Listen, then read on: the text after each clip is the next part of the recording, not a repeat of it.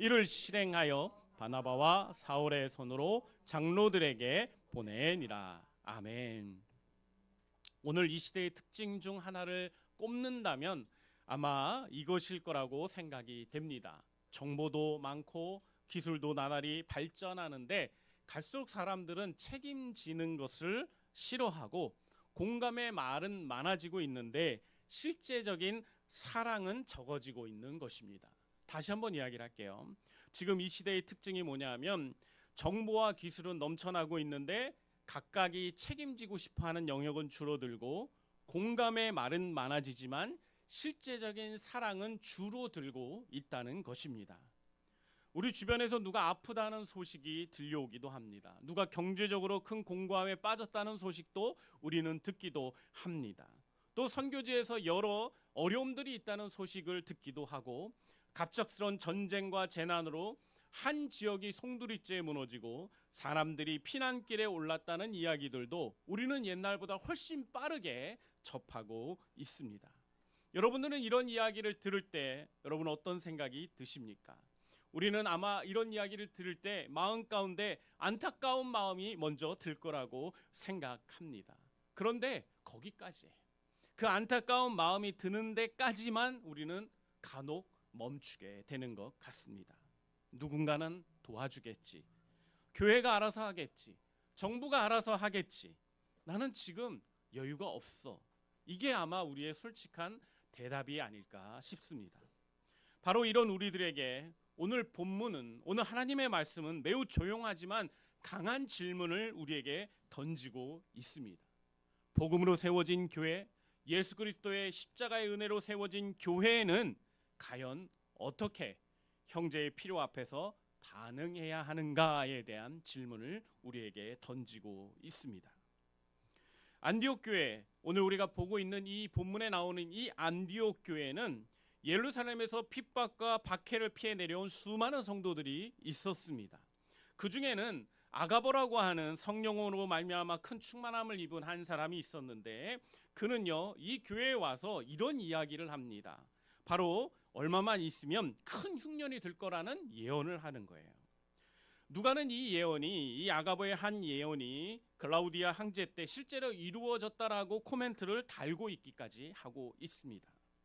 우리는 이 구절을 묵상하면서 한 가지 좀 물어봐야 합니다. 하나님은 왜 복음의 공동체로 모인 이 교회, 핍박과 박해를 피해서 모인 이 안디옥 교회에 왜 자기네들 이야기도 아니고 저 먼 교회의 이야기를 미리 알려주셨을까에 대한 질문입니다. 단순히 미래에 일어날 일에 대해서 하나님이 정보를 전달하는 게 아니라는 것을 여러분 아마 짐작할 거라고 생각이 됩니다. 본문의 흐름을 보면 우리는 잘 알 수 있습니다. 성령님은 교회를 현실과 분리된 종교 모임으로 두지 않기로 작정하시고 하나님은 교회에게 형제들의 필요를 보게 하시고 듣게 하고 계십니다. 맞습니다. 성령 하나님은요 지금도 우리 시대의 많은 교회들에게 형제들의 결핍을 알게 하시고 무엇을 위해서 깨어 기도해야 되는지 분별력을 계속해서 말씀하고 계십니다. 우리는 종종 사랑의 시작을 내가 무엇을 할 수 있는가에서 찾으려고 합니다. 내 능력이 얼마까지 되지? 내가 과연 어느 정도까지 도울 수 있을까부터 우리는 시작을 하려고 합니다. 하지만 성경은 그것보다 먼저 하나님이 무엇을 보게 하시는가에서 출발하고 있다는 것을 여러분 기억해야 합니다. 사랑은요, 능력에서 시작되는 게 아닙니다. 사랑은 바라봄에서부터 시작되는 것입니다. 우리가 형제의 필요를 알면서도 외면하는 이유는 무엇일까요? 능력이 없어서 그럴 수도 있습니다. 그러나 사실 능력이 없어서가 아닐 때가 더 많습니다. 왜냐하면 그것을 뭔가 내가 해결해 보려고 노력하려고 마음 먹기 시작하면 뭔가 마음에 불편함이 일어나기 때문입니다. 뭔가 내 안에 있는 무언가를 나눠주는 것이 고통이 따르기 때문인 거죠. 보게 되면 자꾸 듣게 되면 책임이 생기기 때문입니다. 보게 되면 더 이상 지나칠 수 없기 때문에 우리는 자꾸 외면해 보고 싶고 은근히 시선을 좀 피해 보려고 노력하게 됩니다. 공동체 안에 힘들어 지쳐 있는 사람이 있어도 경제적으로 무너져 가고 있는 성도가 있어도 홀로 아픔 가운데 눈물 짓고 있는 성도들이 있어도 우리는 교회가 알아서 하겠지, 다른 사람들이 알아서 하겠지라고 하면서 그냥 그 정보들을 그냥 흘려보내는 일들을 간혹 하고 있습니다. 그런데 오늘 본문은 우리에게 교훈하고 있습니다. 성령께서 일하시는 교회 공동체는 무감각한 공동체가 아니라고 이야기하고 있습니다. 하나님은 예배 가운데 우리의 눈을 열어서 이전에는 보지 못했던 형제들의 이름을, 그리고 형제들의 아픔을 보게 하시고 기도 가운데서 우리의 마음을 흔드시면서 우리로 하여금 그들에게 관심을 가져야 한다고 말씀하고 계시는 것입니다.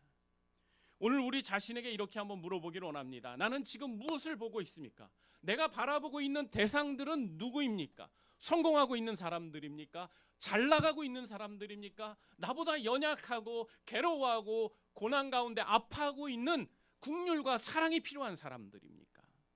아니면 나만 바라보면서 내 삶의 걱정만 바라보고 있습니까? 여러분, 우리가 고민해 봐야 합니다. 우리가 지금 무엇을 보게 하고 있는가? 하나님이 나에게 지금 무엇을 보게 하고 있는가? 여러분, 저희는 그 보는 것만으로도 사실 충분하지가 않습니다. 우리는 봤다면, 하나님이 우리에게 보여주셨다면 우리는 이제 움직여야 합니다. 사랑은 동사라고 하잖아요. 사랑은 움직이는 거라고 얘기하잖아요. 정말 우리가 사랑이 무엇인지를 알고 있다면 그 사랑을 하나님이 알려주시고 보여주게 하시는 것에 따라서 우리는 우리의 몸을 움직여야 하는 것입니다. 오늘 본문의 29절은 그런 우리들에게 큰 교훈과 감동을 주게 됩니다. 우리 29절 말씀 한번 다시 한번 읽어볼까요? 여기에 보면 이렇게 되어 있죠. 같이 읽어봅시다. 시작. 제자들이 각각 그 힘대로 유대에 사는 형제들에게 부조를 보내기로 작정하고. 여러분, 얼마나 아름다운 구절입니까? 얼마나 아름다운 공동체의 모습입니까? 여러분, 한번 생각해 보세요. 이 안디옥 교회는 생긴 지 얼마 안 된 교회입니다. 이 교회는 지금 다들 힘들고 어려운 사람들이 모여 있는 교회예요.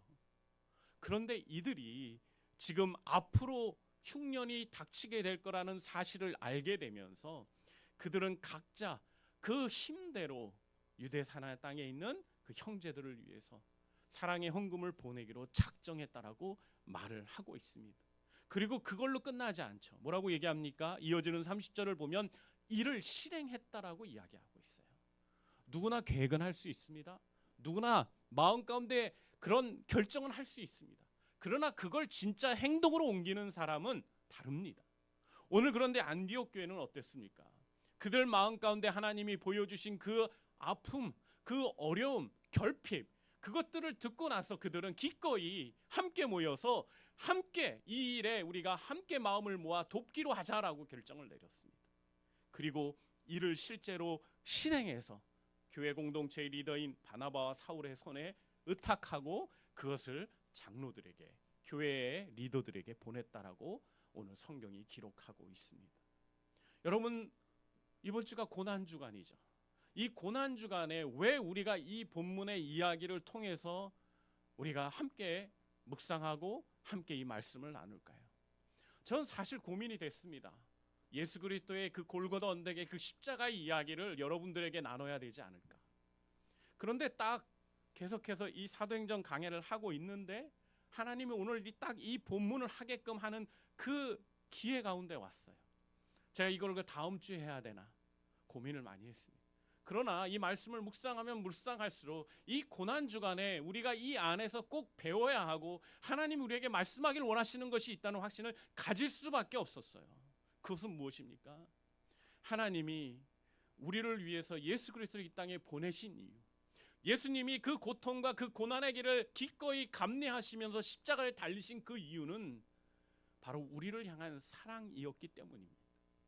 하나님이 예수 그리스도를, 자신의 독생자를 아낌없이 이 땅에 보내신 이유, 그분이 이 땅에 오셔서 그 모진 고통과 고뇌를 우리를 위해 감당하신 이유는 다른 게 아닙니다. 우리를 향한 긍휼과 사랑의 마음, 우리의 처해 있는 영적인 현실에 대한 안타까움을 가지고 우리 주님이 직접 실행하며 움직이며 우리에게 와주신 것이기 때문입니다. 그렇다면 이 고난 주간에 우리가 무엇을 더 포인트 있고 더 중점적으로 생각하고 우리가 순종해야겠습니까? 저는 우리가 우리를 위해 십자가 죽으신 그 주님의 그 아픔과 고통을 묵상하는 것도 중요하지만 주님이 왜 그 길을 가셨는지, 왜 무엇 때문에 묵묵히 그 길을 따라가셨는지를 우리가 좀 마음에 깊게 새기는 한 주가 되었으면 좋겠습니다.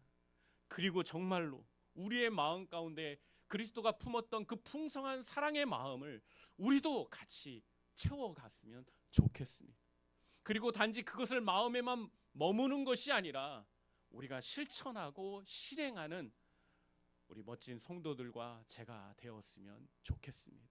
그러면 그것이 그 어느 때보다 이 고난 주간을 의미 있게 보내는 시간이 될 것입니다. 이 한 주간 보내는 동안 여러분, 만약 하나님이 여러분들에게 누군가의 아픔과 공고함을 보게 하신다면 그를 위해서 여러분이 무엇을 해야 하는지 하나님께 물어보셨으면 좋겠습니다. 그리고 하나님이 여러분을 도전해 주시고 여러분을 어떠한 방향으로 이끄시면 기꺼이 순종하는 저와 여러분 되기를 바랍니다.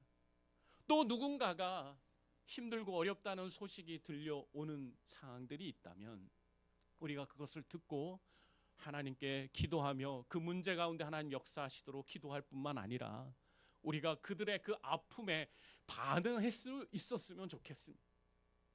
지금 시대는 갈수록 사람들과 유연한 관계 가운데 살아가길 원합니다. 뭔가 매이는 걸 좋아하지 않아요. 그래서 적극적으로 관계를 맺기보다는 그냥 필요에 따라서 그냥 어느 정도 관계가 유지될 수 있는 정도의 사람들이 다 머물러 있는 것을 원하면서 살고 있습니다. 그런데 그렇게 하면 그것이 진짜 하나님이 원하시는 그런 관계, 진지하고 정말 영적인 관계를 맺을 수 있는 관계로 나아가기에는 너무나 어렵습니다. 사람들은 알거든요. 이 사람이 정말 나와의 관계를 진실된 관계로 맺어가고 있는지, 정말 나를 사랑하고 정말 귀하게 여기고 있는 사람인지 너무나 잘 알기 때문이에요. 그렇기 때문에 여러분, 우리가 이 한 주간이라도 누군가가 어떤 어려움과 힘든 상황 가운데 있다는 얘기를 듣게 될 때 여러분 그냥 흘려보내지 말고 그냥 기도하는 걸로 끝내지 말고 여러분이 좀 반응해 주시길 바랍니다. 따뜻한 말 한마디, 따뜻한 그런 전화 한 통화라도 여러분이 하시면서 그들에게 내가 너희를 위해 기도하고 있고 내가 너의 그 어려운 부분을 관심을 가지고 있다는 소식을 여러분이 전해주시면 좋겠습니다. 많은 사람들이 알아요. 누군가가 나를 위해서 내 짐을 진다는 게 얼마나 어려운지. 그래서 그냥 내가 너의 그런 상황들을 알아, 내가 그래서 너를 위해 기도하고 있어라는 그 말 한마디만으로도 사람들은 큰 위로를 받을 수가 있답니다. 그것이 우리 교회 안에서뿐만 아니라 우리 주변에 있는 직장 동료들, 그리고 주변에 있는 이웃들, 많은 사람들에게 하나님이 만약 여러분들에게 그런 이야기를 들려주실 때 그것이 바로 내가 섬겨야 하는 자리고 내가 나가야 할 자리라는 것을 여러분이 기억하고 우리가 한번 용기 있게 다가갈 수 있었으면 좋겠습니다. 아마 처음엔 좀 어색할 수 있어요. 나하고 그렇게 친한 사람도 아니고 내가 그렇게 많이 이렇게 하는 게 좀 오버하는 거 아닐까, 그런 생각도 들을 수 있습니다. 어쩌면 여러분이 그렇게 했는데 상대방은 전혀 기대하지 않았던 날카롭거나 차가운 반응으로 반응할 수도 있어요. 그러나 여러분, 그거는 하나님께 맡기십시오. 여러분이 하나님 때문에 예수 그리스도의 그 도전과 말씀의 그 권면에 순종해서 그러한 일들을 한다면 그 사람들의 그러한 반응들은 하나님이 알아서 하실 겁니다. 여러분은 여러분이 할 수 있는 최선을 하시길 바랍니다. 그리고 정말 주님의 그 온전하시고 기쁘신 그 사랑으로 여러분이 그 다른 사람들의 그 필요에 민감하게 반응할 수 있는 그런 저와 여러분들이 되기를 바랍니다. 사실 지금 온 지구촌은 굉장한 큰 어려움 가운데 있습니다. 중동 지역에서 일어났던 그 전쟁이 지금 얼마나 많은 영역에 우리 삶에 어려움을 끼치고 있는지 몰라요. 지금 원자재값 상승으로 인해서 얼마나 많은 물품들의 가격들이 올라가고 있습니까? 모든 서비스를 제공하는 그 서비스의 비용도 제가 보니까 급상승을 하고 있어요. 아마 이런 것들이 꽤 장기적으로 일어나게 될 거라고 많이들 예상하고 있는 것 같습니다. 여러분, 이런 상황 가운데 우리의 삶은 더 강팍해질 거고요. 우린 더 어려워질 겁니다. 여러분 한번 생각해 보세요. 안디옥 교회가 그 예루살렘 교회에 필요가 있다는 이야기, 흉년 때문에 성도들이 먹을 게 없어서 굶어 죽을 수도 있다는 그런 이야기를 접했을 때 여러분 그들이 먼저 어떤 생각이 들었을까요? 처음부터 도와야지, 보내야지 이런 생각했을까요? 아니요. 그들에게는 아마 이런 이야기가 들려왔을 때 처음에는 그냥 흘려보내는 사람들도 있을 거고, 어떤 사람들은 그런 이야기를 들으면서 좀 불안해하고 두려워하는 사람도 있었을 거예요. 그 교회에서 일어났던 이야기가 어쩌면 우리에게서 일어날 수도 있는 이야기가 되지 않을까 생각하는 사람들도 있었을 것입니다. 어떤 사람들은 그들의 그 흉년이 아마 우리에게도 닥쳐오지 않을까, 그러니까 우리의 것을 지금부터 잘 지켜야 돼, 우리에게도 흉년이 찾아올 수 있잖아, 그러니까 두려움 가운데서 자기를 보호하기 위한 어떤 결정들을 하고 싶은 마음이 더 많이 들었을 거예요. 당연하지 않습니까? 우리도 그 외국에서 저 몇천 킬로미터 떨어져 있는 그 나라에서 일어나는 일인데 지금 우리에게도 피부로 와닿는 영역들이 있잖아요. 그러니까 우리가 뭐 합니까? 사재기합니다. 이번 주에 여러분들 쓰레기 봉투가 편의점에서 살 수 없다는 이야기 많이 들어보셨잖아요. 별거 아닙니다. 그러나 그런 일들이 비일비재하게 나타나고 있어요. 여러분 이런 상황 가운데 우리는 무엇을 생각해야겠습니까? 어떤 행동을 해야겠습니까? 우리가 그리스도인이라면, 예수 그리스도의 그 은혜를 입은 그리스도인들이라면 우리는 어떤 선택들을 해나가면서 살아야 하겠습니까? 그냥 단순하게 예수님이 우리에게 2000년 전에 이 땅에 오셔서 십자가 지신 그 사건을 기념하고 기억하는 것이 고난주간의 다가 아닙니다. 이 고난주간을 우리가 정말 의미 있게 보내기 위해서 우리 주님이 왜 우리를 위해서 그 십자가를 지셨는지를 꼭 기억해야 합니다. 그리고 그분의 그 마음을 우리의 마음으로 채워야 합니다. 나 자신을 보호하고 두려움과 불안 가운데 나 자신을 보호하기 위한 어떤 결정들을 하기보다 기꺼이 타인을 위하여, 정말 어려운 가운데 있는 사랑하는 사람들을 위해서 기꺼이 자신의 것을 나누어 줄 수 있는 그런 선택들을 하는 것이 진정한 고난주간을 보내는 성숙한 그리스도인의 모습인 것입니다. 사랑하는 성도 여러분들, 저는 우리가 오늘 이 고난주간을 보내면서 우리 주님의 이러한 희생과 사랑을, 그분의 그 마음을 좀 더 우리의 가슴 가운데 가득 채워갈 수 있었으면 좋겠습니다. 그렇게 할 때 여러분 우리의 마음이, 우리의 삶이 바뀔 수 있습니다. 그리고 우리의 작은 선행과 결단과 희생이 우리 옆에 있는 사람들에게 또 다른 도전이 될 수 있습니다. 사람들은요 많이 배웁니다. 옆에 있는 사람들을 통해서 말이죠. 우리 주변에 있는 사람들의 모습을 보면서 내게 부족한 것들을 채워갈 뿐만 아니라 배우기도 합니다. 이런 상황 가운데 저 친구는, 저 자매님은 저렇게 행동하는구나. 여러분 이런 아름다운 간증들이 마치 불씨처럼 우리 교회 공동체 가운데 일어나길 소망합니다. 그렇게 할 때 진정한 주님의 공동체가 이 땅 가운데 세워지는 것입니다. 정말 하나님이 기뻐하는 교회, 그런 교회가 어떻게 세워질 수 있을까요? 그냥 가만히 앉아 있는 교회가 그런 교회가 될 수 있을까요? 저는 하나님이 우리에게 보여주시는 그 필요들을 함께 채워갈 수 있는 교회가 정말 주님이 기뻐하시는 그런 교회로 세워질 수 있다고 믿습니다. 우리가 들었던 예수 그리스도의 그 십자가의 복음은 우리의 공동체를 사랑의 결단으로 이끌고 있습니다. 그 참된 사랑은 실제적으로 우리 삶 가운데 희생과 헌신과 나눔을 독려하고 있습니다. 우리가 누군가의 필요 앞에 움직일 수 있는 이유는 다시 한번 말씀드리지만 그리스도께서 먼저 우리의 필요를 위해서 움직이셨기 때문입니다. 우리가 형제들을 위해서, 자매들을 위해 손을 펼 수 있는 이유, 우리의 이웃들을 위해서 우리의 가지고 있는 걸 나눌 수 있는 이유는 그리스도께서 우리를 향해 먼저 손을 내밀어 주셨기 때문입니다. 그러기에 이번 한 주만이 아니라 우리가 살아가는 삶의 많은 영역들 가운데, 많은 시간들 속에서 우리 주변에 우리의 도움을 필요로 하는 사람이 있다면 그 사람의 필요를 외면하지 않기를 바랍니다. 그리고 하나님이 살펴보라고 하시는, 근황을 물어보라고 하시는 사람들이 있다면 그들에게 다가가서 그들을 위로하는 그런 우리 성도들이 되었으면 좋겠습니다.